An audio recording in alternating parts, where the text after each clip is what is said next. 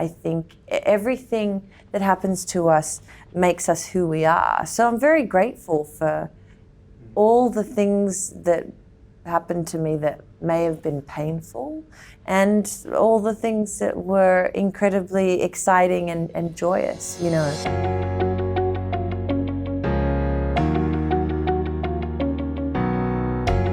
Yeah, Kathmandu is where I spent my sort of early years, and it was amazing. It was a really wonderful experience because at that time in Kathmandu, a lot of people were living like they lived hundreds of years ago, and you know, we were surrounded by rice paddocks, and it was beautiful. It was a beautiful time. Often we wouldn't have electricity, you know, because at the time Kathmandu was sharing its electricity with India, and so, you know, all the lights would go out for a couple of nights, and I really appreciate having had that experience of living in a small house with an extended family. It was a very strong feeling of community.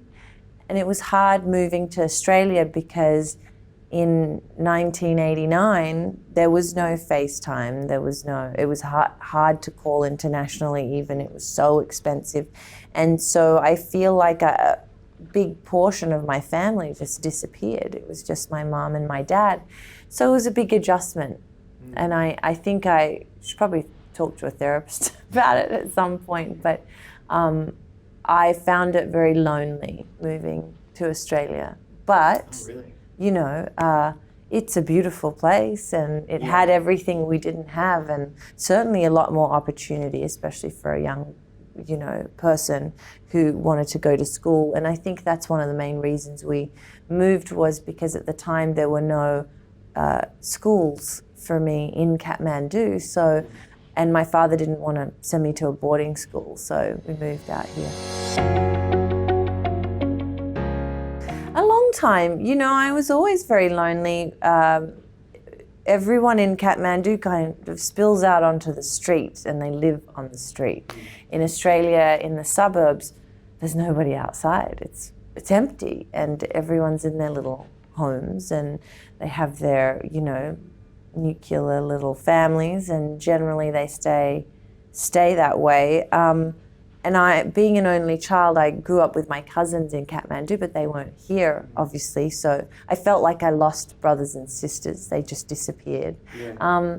So I felt lonely and a bit lost for a long time. But I think that was a gift, because it fostered my, I think, interest in art and my imagination. I think everything that happens to us makes us who we are. So I'm very grateful for all the things that happened to me that may have been painful, and all the things that were incredibly exciting and joyous, you know. We just have to be grateful for those gifts. We have to see them as gifts.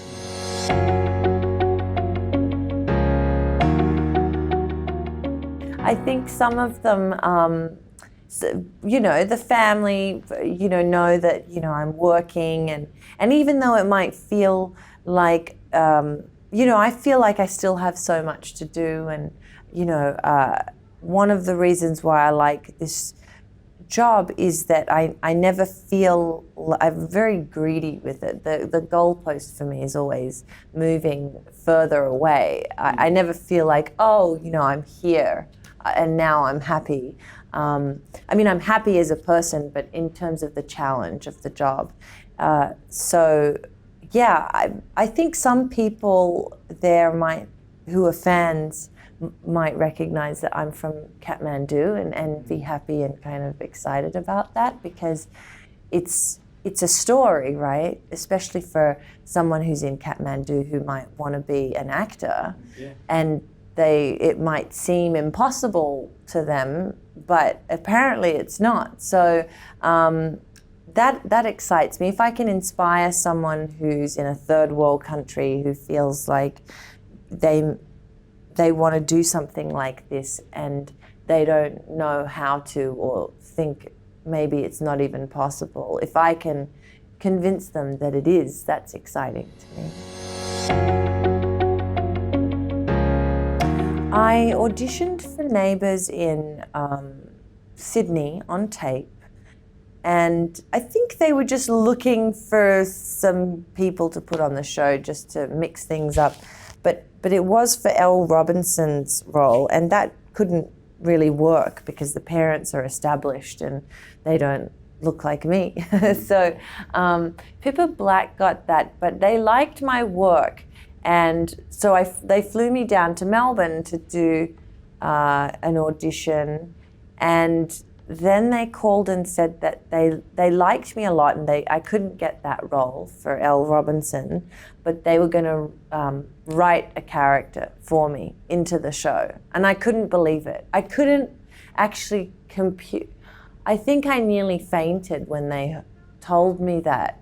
I was so overwhelmed because it wasn't like I just had an audition and I got the part. They saw something or wanted to make a conscious effort to have diversity on the show. Maybe it was like a combination of both, and said, we pick you.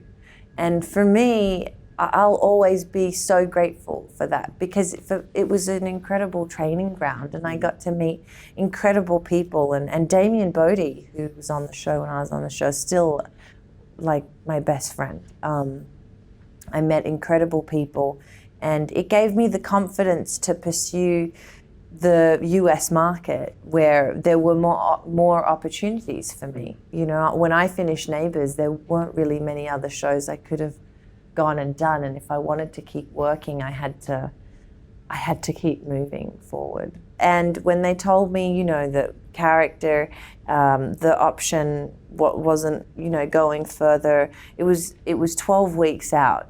And, you know, I was sad, but I was also excited in a way, because one of the things that when you don't have a job is that you don't know what's around the corner. And that can be a bit addictive sometimes, not knowing.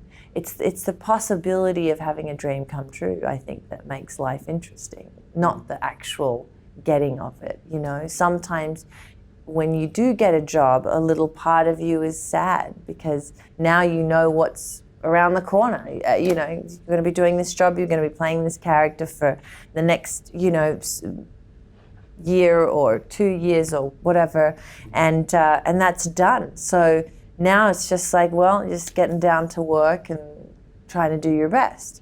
But when you don't know, there's this excitement, this energy, and I think a lot of actors will probably say, you know, when you ask them in the future, if you think that's an interesting kind of state of mind, that not knowing what's around the corner is kind of a rush.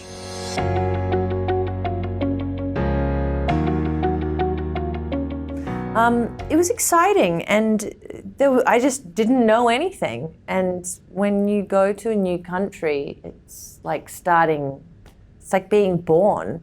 You don't know where to shop or how everything works. What's the social security number? Why do you need credit? What does credit mean? And there's all these cultural things that are so different. I did find it challenging, but I loved it, because I think as people, in order to be happy and to have to give your life meaning, you need to be challenged. You need to be trying to overcome something. Or serving somebody or a cause, or, you know, you need to be faced with adversity, I think. And my father always said that. He said, one day you'll look back at your life and realize you were always happiest when you were being challenged. So it wasn't easy, but it was fun. Yes, that was interesting. It was unexpected. It just came out of the blue, and the next thing I knew, I was in an office with Joss Whedon, and I think it was Sarah and Amy, Britt. I can't remember if Anya was there. They were the two casting directors, and I was so nervous. I was terrified, And then the next stage happened, because you don't just audition once, you have to audition a bunch of times. And Joss was amazing. He gave me the opportunity to do it a few times in the test situation. And the test situation is where they have lights and it's taped and there are actors who are reading with you and he gives you notes and things like that. And I just couldn't believe what was happening. It seemed so surreal. I was so lucky to get that job. And obviously I was, preparing for it. I worked hard to do the work. But I still feel like it was a real gift from, I don't know, the universe to have had that opportunity. Because like I said, I met lifelong friends on that show, and almost every job I've had since Dollhouse has been because of Dollhouse. I would have to say that it would have to be Raylene and from Altered Carbon, and I'm not sure if you've seen it, but if you haven't, you should watch it. I think that was my favorite because on Netflix you can push the boundaries so far, further than you ever could on, cable, basic cable, or network television, and I just went with it, and it was the hardest thing I've ever done, and the character was so complicated, and there were so many fine lines that you couldn't cross just to give it the right hit it at the right sort of note, hit the right note, I guess. It's hard to explain, but when you're playing a character like that, there's a really delicate balance. And I just enjoyed working on her.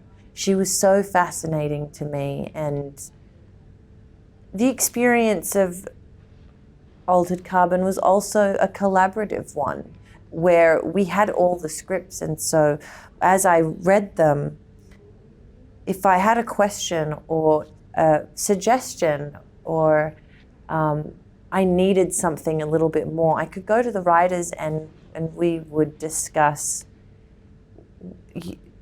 thoughts, ideas, and then things would change, and they respected my input as an artist and I respected them. So for me, that show was just really special.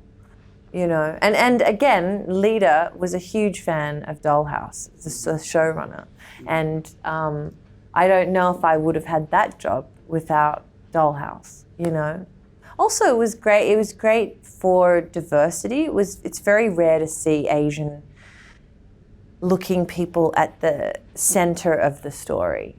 Like I don't want to spoil anything, but the only reason that story is taking place is because of the character I played, Raylene.